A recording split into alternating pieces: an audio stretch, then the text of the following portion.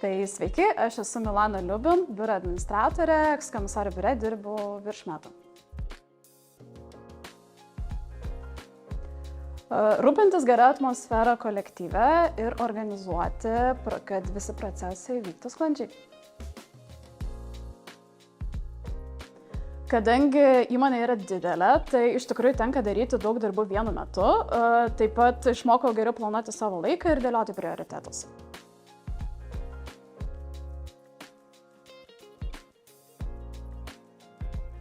Laisvė iniciatyvai, kitokie mąstymai bei drąsa kurti ir keisti.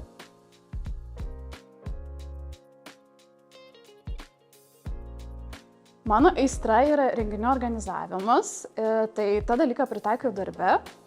Iki šiol pavyko suorganizuoti ne vieną sėkmingą renginį.